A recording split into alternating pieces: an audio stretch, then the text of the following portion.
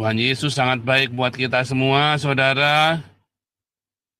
Malam ini tema kita, kamu bisa ketemu malaikat setiap hari, saudara ya.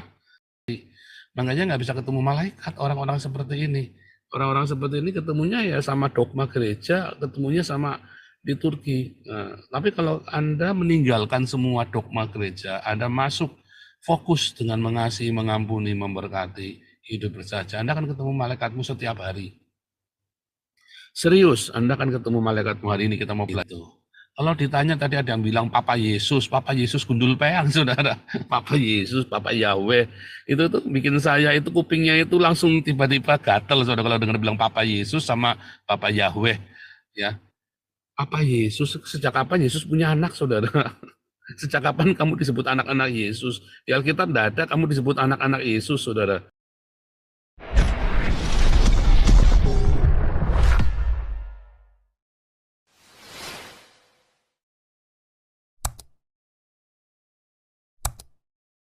Tepuk tangan buat kita semua. Baru kata Adonai Elohim Meleka Olam. Tuhan Yesus sangat baik buat kita semua, saudara. Malam ini tema kita, kamu bisa ketemu malaikat setiap hari, saudara ya. Ya, benar ya, Anda bisa bertemu dengan malaikatmu setiap hari. Jangan takut, saudara. Ini menjawab pertanyaan Pak Iman bulan lalu, saudara ya. Kita akan menjawab pertanyaan Pak Iman bulan lalu, mengapa malaikatnya buru-buru pergi di pagi hari, saudara ya. Mengapa malaikatnya mau buru-buru pergi di pagi hari? Kenapa malam-malam bergumul, ya kan, bergumul dengan malaikatnya itu ya. Oke, kita selalu dahului dengan tanya jawab Alkitab, ya, di awal di 1 jam atau 2 jam pertama, lalu kita mendengarkan firman Tuhan, mendengarkan firman Tuhan setelah itu, saudara ya. 2 jam pertama untuk tanya jawab Alkitab. Kita hari ini tidak berdebat, tetapi kita tanya jawab, ya boleh ya, saudara ya. Tapi jangan debat, kalau mau debat hari lain. Saudara, ada yang unik ya ketika kita setiap hari menjadi seorang Kristen, ya. Tergantung Anda jadi Kristennya Kristen apaan nih. Kalau Anda Kristennya Tritunggaluanes dan tari-tarian itu, ya Anda tidak akan ketemu Tuhan. Tak jamin itu, saudara. Kamu tidak akan ketemu Tuhan itu. Kalau kamu langsung begitu Kristen, kamu Tritunggaluanes tari-tarian, kamu ketemunya setan, saudara. Ya, kamu ketemunya Dewa Tamus. Iya, saudara, makanya tidak berbuah. Dan gara-gara Tritunggaluanes ini, ya, orang Kristen bunuh-bunuhan 300 tahun, saudara.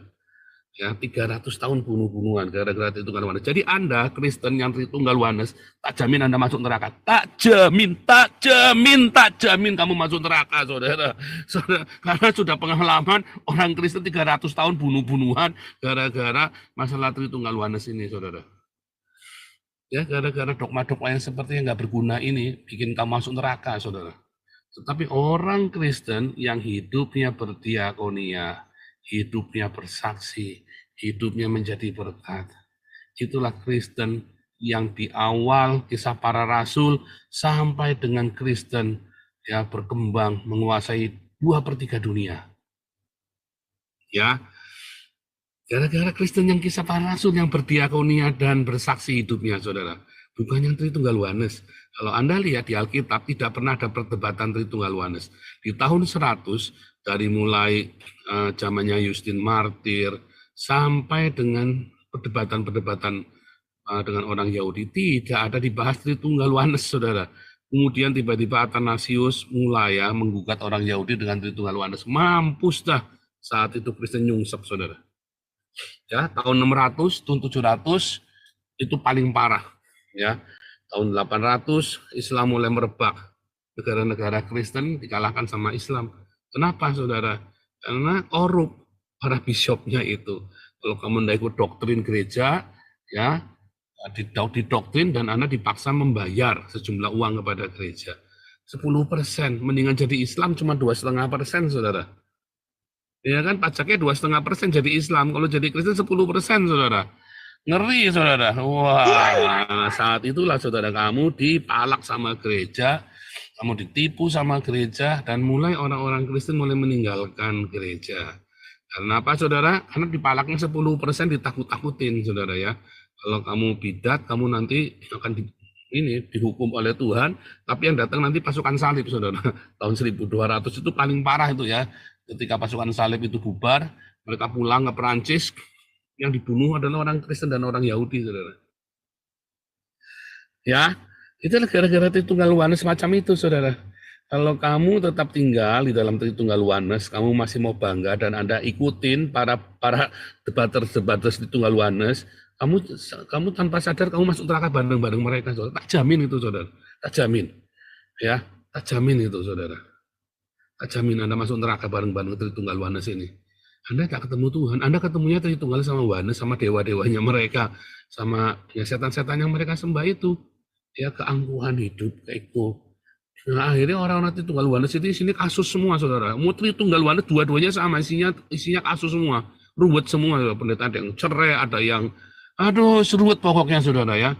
Ada yang cerai, ada yang maling donasi, ada yang Cina, ada ruwet semua, seruwet semua. Anda lihat orang-orang yang debatnya Tritunggal Oneness, hidupnya nggak ada yang beres. Satu pun tidak ada yang beres. Sebut satu saja coba yang hidupnya beres. Yang tukang debat Tritunggal Oneness, nggak ada, saudara. Nggak ada, hidupnya nggak ada yang beres semua. Saya kenal mereka semua, saudara, saya tahu mereka semua. Ya nggak ada yang beres. Ya, dan rata-rata ya ribut donasi, ujung-ujungnya donasi ruwet, saudara. Saya pernah diteror, saudara, sama orang macam begini. Ya, waduh, ributnya suka duit tok, saudara ya, ributnya donasi tok. Dan akhirnya Anda masuk neraka bareng-bareng sama Tritunggal Oneness ini. Tetapi kalau hidupmu berdiakonia, bermarturia dengan konsisten, ya, maka kamu akan bahagia. Ingat, saudara, ada dua hal, ya. Ketika kamu berdiakonia, ya, kamu sedang menghadirkan kerajaan Allah bagi komunitasmu, ya, bagi hidupmu dan bagi komunitasmu. Ketika kamu mengampuni, kamu sedang menghadirkan Tuhan buat dia yang kamu ampuni, saudara, dan buat keluargamu. Ya, hebat kan? Pengajarannya sesimpel itu. Ya, pengajarannya sesimpel itu. Dan kamu akan bahagia, saudara. Jangan ribut Tritunggal Oneness, saudara. Itu semua orang Tritunggal debat sama saya tentang Tritunggal, nggak ada yang menang, saudara. Udah saya tantang satu-satu. Semuanya KO semua, ruwet semua pokoknya. Bahkan Muri Wali yang sekolah di Kampen aja walk out, saudara. WO dia debat Tritunggal sama saya, dia. Wah, kacau dia pikirannya, mumet, saudara. WO dia langsung pergi, saudara. Rudi Yohanes itu yang ngaku-ngaku paling hebat ngakunya. Kalau orang ngaku paling hebat biasanya paling goblok, saudara. Ya, WO juga. Ya kan? Nggak ada, saudara. Pokoknya sudah saya tantang satu-satu. Jadi nggak ada, nggak berani, saudara, sama saya. Siapa yang berani sama saya? Mengapul segala. Dulu akhirnya malah belain saya, saudara. Ya kan? Mengapul segala almarhum itu akhirnya belain saya. Dia tahu, begitu dia tahu siapa saya, dia tahu apa yang saya lakukan, angkat topi, saudara. Mengapul segala, kalah awu, saudara. Iya kan? Wanes apa lagi kalau Wanes mah nggak ada. Aduh, Wanes itu ribut semua, saudara. Isinya ada caci maki, isinya Cina. Terus pokoknya lingkarannya lingkaran Cina itu Wanes itu, saudara. Ya kira ruwet semua itu. Percaya saya. Kalau kamu tetap tinggal di dalam Tritunggal Wanes, ruwet, nggak perlu tahu, saudara. Kalau Anda mau tahu, saya ajarin di Bible College, saya ajarin pasti. Supaya Anda jangan mudah disampingkan. Makanya saya tantang gitu ya para teolog Tritunggal Oneness, saya kasih 10 juta rupiah kalau kamu menang debat lawan saya. Oke, langsung nih Bu Marta, silakan. Ya, selamat malam, Pak. Selamat malam Bu Marta. Ngomong-ngomong apa Tritunggal Oneness, saya kepingin tanya ya, Pak ya. Iya, boleh. Memang istilah itu kan sudah sejak dulu lah ada di gereja-gereja, termasuk gereja kami, Pak. Tapi enggak begitu mendalami lah gitu. Cuma kemarin hari Sabtu itu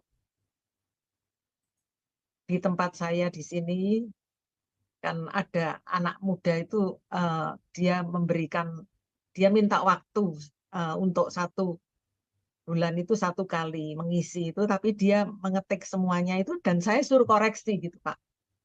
Waktu saya baca itu, waduh ya lumayan banyak ada 2, 3 lembar. Saya bilang, "Ya kamu anu aja, kamu sampaikan nanti aku dengar," gitu. "Dan kalau apa nanti aku tambahin," gitu. Cuma saya waktu itu membaca itu juga ada tulisan Trinitas. Gini, terus saya bilang, "Gini ya, kamu karena sudah mengatakan di situ ada Trinitas, kamu harus juga bisa menjelaskan kalau nanti ditanya," gitu. Kalau nanti ditanya, "Loh, terus Trinitas itu apa?" Dia tanya sama saya. Saya juga, untuk menjelaskan itu kan sulit, Pak. Saya bilang gini, "Begini ya," saya kasih gambar, saya bilang, "Gambaran saya ya seperti yang Pak Paul, terangkan pernah terangkan itu, Pak, kalau nggak salah seperti ini, Trinitas atau Tritunggal itu bahwa, eee, Bapa itu juga Allah, ya Anak itu Yesus juga Allah, Roh Kudus Allah. Jadi, tapi Yesus bukan Roh Kudus, Roh Kudus bukan Bapa, Bapa bukan Yesus." Saya beri sketsa seperti itu gambaran. Lalu oneness-nya Yesus, Bapa, dan Roh Kudus sama dengan Allah. Yesus sama dengan Bapa, Yesus sama dengan Roh Kudus. Waktu saya hanya kasih oret-oret begitu, saya kirim ke dia lalu dia gini, "Wah, rupanya rumit ya." Ya memang harus bisa diterangkan kalau ada yang tanya, nerangkan dengan ayat yang ada, dengan data itu pasti tidak disanggah, pasti diterima.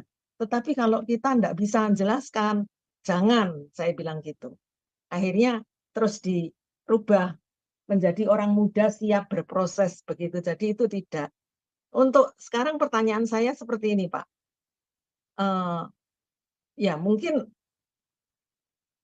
masih adalah orang yang juga bertanya tentang Trinitas Tritunggal ini, Pak, gitu. Kalau misalkan kan kebanyakan kalau aliran Pantekosta itu selalu mengatakan 3 itu ya pasti Bapa, Anak, Roh Kudus begitu Pak. Cuma saya tadi mendengar justru dengan adanya Trinitas apa oneness ini gereja apa itu berantem mulai tahun berapa itu bagaimana Pak ceritanya Pak? Ya, mulai tahun 300 tahun 325 itu kan pertama Unitarian dulu dengan Trinitarian. Lalu yang menang Unitarian. Ya. Saudara, di dalam pengakuan iman rasul itu nggak ada kata Trinitas ya. Nah, aku percaya Allah Bapa pencipta langit dan bumi. Aku percaya pada Yesus anaknya yang tunggal, yang kandung perawan Maria. Terus aku percaya Roh Kudus. Tapi nggak dibilang aku percaya Tritunggal. Bahkan pengakuan rasul, iman rasuli yang dari zaman konsili itu tidak pernah cerita, aku percaya Tritunggal Maha Kudus. Nggak ada loh, nggak disebutkan. Lalu yang menang siapa? Yang menang adalah Unitarian selama 60 tahun kurang lebih ya. Terbukti Athanasiusnya diusir. Athanasius si penggagas Tritunggal ini. Lalu Kaisar Konstantin sendiri yang pertama dibaptis oleh Unitarian, oleh gerombolannya Saksi Yehova dan Erasus Sabdono itu. Ya kan? Lalu bagaimana? Apakah Konstantin yang pertama itu nggak masuk surga gara-gara dibaptis sama Unitarian? Pertanyaan kan begitu kan? Terus Athanasiusnya kembali, ya kan? Lalu buru-buru orang-orang Tritunggal itu ngekup lobi Konstantin yang kedua. Lalu jadilah sejak itu gereja jadi Trinitarian, Alkitab ditutup di cuma bahasa Latin, nggak boleh orang awam baca, takut ruwet. Itu kan menunjukkan bahwa gereja ini ada yang nggak benar di situ. Ya kan? Nah, kemudian sejak itu Trinitarian itu. Wah, buktinya Trinitarian saudara-saudara. Iya, karena melakukan represi. Alkitabnya langsung ditutup semua gimana caranya oleh si orang-orang Trinitarian ini dengan cara yang curang, dengan cara yang licik, ya kan? Lalu seperti itu orang kayak Sabellian, Wanes itu Sabellian ya, Wanes itu Sabellian. Lalu muncullah orang seperti Sabellian apa, langsung dipenjara, langsung dikucilkan, langsung disingkirkan, pokoknya ngeri sekali. Sejak itu gereja sudah tidak lagi fokus dengan diakonia, coba. Setelah itu uskup-uskup korup kan, karena mereka punya kekuatan legitimasi dari negara. Kalau kamu doktrinnya beda dengan kami, kamu tak penjara. Termasuk masalah setoran ke gereja 10% itu. Ya kan? Setoran ke gereja 10% itu menjadi momok loh. Bagi orang-orang yang tidak punya iman, dia kasih uang 10%, hidupnya aja dia kurang. Kadang-kadang 10%-nya bukan 10% penghasilan bersih, tapi 10% dari semua yang dia hasilkan bruto. Padahal untungnya saja kadang-kadang nggak nyampe 10%, akhirnya nombok. Akhirnya terjadi. Lalu uskup-uskupnya, semua bishop-bishopnya, pada punya istri, pada punya istrinya 3, 4. Wah, ngeri sekali, korup sekali gereja saat itu. Makanya ketika Islam muncul itu, orang-orang langsung senang jadi Islam. Karena apa? Setorannya cuma 2,5%. Ya kan? Sementara kalau sama gereja setorannya 10%. Nah, itulah. Nah, padahal begitu masuk Islam, mereka tambah dikerjain lagi sama orang Islam, ya kan? Tambah mumet lagi. Ya kan? Tambah mumet lagi. Ya, nggak bisa keluar lagi begitu jadi Islam. Tambah mumet lagi. Jadi memang produk agama yang begini-begini ini yang bikin orang masuk neraka nih. Ya Islam lah, ya Tritunggal, ya Oneness, itu yang bikin orang masuk neraka, nggak ketemu Tuhan Yesus yang sejati. Makanya nggak bisa ketemu malaikat orang-orang seperti ini. Orang-orang seperti ini ketemunya ya sama dogma gereja, ketemunya sama liturgi. Nah, tapi kalau Anda meninggalkan semua dogma gereja, Anda masuk fokus dengan mengasihi, mengampuni, memberkati, hidup bersaja, Anda akan ketemu malaikatmu setiap hari. Serius, Anda akan ketemu malaikatmu. Hari ini kita mau belajar itu, bertemu dengan malaikat. Jadi begitu, kalau saran saya Bu Marta, begitu ada orang mau khotbah Tritunggal Oneness, jangan ya, gitu saja. Kita fokus saja dengan berdiakonia, kita fokus saja dengan Yesus adalah Tuhan dan Juru Selamat, gitu. Kalau ditanya tadi ada yang bilang Papa Yesus gundul peang, saudara. Papa Yesus, Papa Yahweh, itu tuh bikin saya itu kupingnya itu langsung tiba-tiba gatel, saudara, kalau dengar bilang Papa Yesus sama Papa Yahweh, ya. Papa Yesus, sejak kapan Yesus punya anak, saudara? Sejak kapan kamu disebut anak-anak Yesus? Di Alkitab tidak ada kamu disebut anak-anak Yesus, saudara. Ya, oh Papa Yesus. Saya kadang-kadang tidak ngerti Papa Yesus. Papa Yahweh juga nggak ada, saudara. Di Alkitab nggak ada terminologi Papa Yahweh. Ya, adanya Papa gue sama Papa minta saham.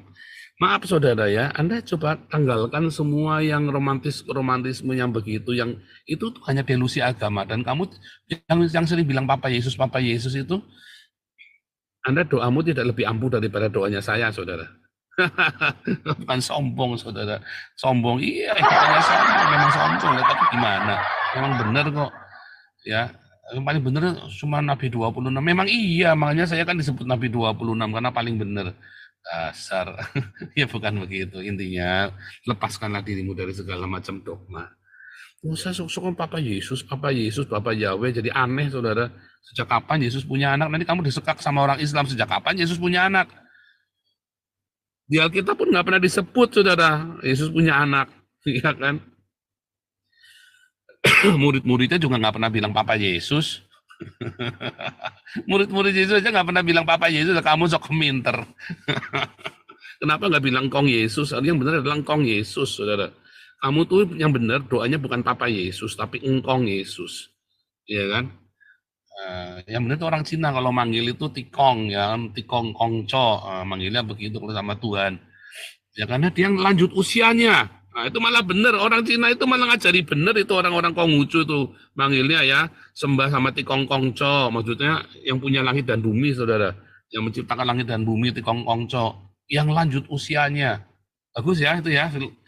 Nah, yang lanjut usianya, Alkitab juga mengajarkan dia yang lanjut usianya. Katanya dalam Daniel berapa? Daniel 7 kalau nggak salah ya. Jadi orang Cina ketika berdoa kepada Tikong Kongco itu malah benar, makanya kamu lihat orang Cina itu banyak diberkati Tuhan, kaya raya, saudara, keluarganya bahagia. Karena berdoanya benar kepada Tikong Kongco, saudara. Kalau kamu berdoanya nggak jelas, bilangnya sama Yesus, Papa Yesus, tetapi kamu berdoanya Papa Yesus, tetapi kamu tidak melakukan apa yang Tuhan Yesus ajarkan. Ini orang Cina berdoanya sama Tikong Kongco, tetapi mereka rajin bersedekah, makanya diberkati, kamu enggak. Karena kamu rajin ngasih uang sama pendeta, sementara si orang Konghucu ini rajin ngasih orang miskin. Coba saudara, yang melakukan kehendak Bapa di surga yang si Tikong Kongco ini, atau yang sama Papa Yesus ini? Yang sama Tikong Kongco ini. Coba lihat orang Cina itu ya rajin kasih sedekah. Dulu saya nggak ngerti. Ya saya dulu di mocking ya sama sepupu-sepupu sama om-om saya ya. Sama om yang dari mami itu ya. Terus saya nggak ngerti ya perpuluhan di gereja gini, wah di mocking sama mereka ya. Katanya kamu kere kok, dalam hati iya ya kenapa kere terus ya. Mereka tambah kaya, kenapa? Karena mereka bersedekah kepada panti asuhan, mereka bersedekah kepada orang miskin, kepada orang-orang di pasar-pasar itu ya, sedekah. Setiap kali lebaran mereka, nih bagi sarung. Satu orang di pasar itu, sama tante saya itu dibagi sarung, saudara. Satu pasar coba. Semua yang dagang di pasar itu mungkin ada 1.000 orang kali itu ya, dibagi sarung semua, saudara. Sama tante saya itu satu pasar, yang dagang di pasar itu dikasih sarung semua. Nah, coba ya. Yang melakukan kehendak Bapa di surga yang mana, saudara? Apakah tante saya atau mami saya yang rajin perpuluhan di gereja? Mami saya kalau ada orang miskin minta-minta digebus-gebus, saudara ya. Diusir-usir. Sementara tante saya itu kalau ada orang datang gitu, kasih makan. Kasih makan. Padahal galaknya minta ampun tante saya, sadis kalau ngomong ya. Tapi kalau ada orang miskin nggak makan, pasti dikasih makan sama dia. Yang melakukan kehendak Bapa di surga yang mana, saudara? Mami saya yang berdoa sama Papa Yesus, atau tante saya yang berdoa sama Tikong Kongco? Nah, bingung kan orang kan, coba jadi tambah bingung. Makanya banyak orang Buddha Hindu Konghucu itu diberkati, sementara orang-orang di gereja nggak diberkati. Karena kalian perpuluhannya kasih pendeta, pendetanya tambah kaya, kamu tetap aja begitu-begitu saja. Nanti begitu ada yang tiba-tiba kaya di endorse ya. Ini gara-gara perpuluhan sama gereja nih, jadi kaya nih. Satu dari sekian orang, saudara. Kamu sedang tertipu. Tetapi sementara orang-orang Hindu, Buddha, Konghucu, Kejawen yang rajin bersedekah itu diberkati hidupnya. Semua lihat, amatin deh. Kamu amatin deh. Kita ngomong cerita. Ini bukan cerita selamat masuk surga. Saya lagi cerita hidupnya diberkati. Ya, secara materi di dunia. Kalau kamu rajin bersedekah, hidup kamu diberkati, saudara. Ya, itu ajaran Tuhan Yesus. Dia berikanlah isinya. Ya, sebagai sedekah, maka akan menyucikan yang membersihkan yang lain. Lukas 11, saudara ya. Mau kamu bisnisnya, maaf ya, germo, mau kamu tukang adu jago, mau kamu jualan narkoba, ya berikan isinya sebagai sedekah, kata Tuhan Yesus. Apapun yang kamu kerjakan, sekalipun barang kamu kerja tidak benar, kerja nggak benar, berikan isinya sebagai sedekah. Ngeri loh saudara ya. Wah. Makanya orang-orang di luar Tuhan Yesus, bukannya salah, orang-orang yang nggak ke gereja malah diberkati, orang yang pergi ke gereja nggak diberkati, karena yang ke gereja kamu nyumbangnya ke pendetanya tambah sugi, pendetanya cuma namin-namin. Kalau kamu kolektornya bukan Bu Marta loh ini loh, bukan loh. Kalau kolektornya kamu 1 juta sebulan, ya kamu cuma diingat namanya. Kalau kamu kolektornya 10 juta sebulan, perpuluhannya, ya kamu akan dibesuk. Kalau kamu bisa di atas 100 juta, ya kamu kucingnya mati pun kamu akan layak, saudara.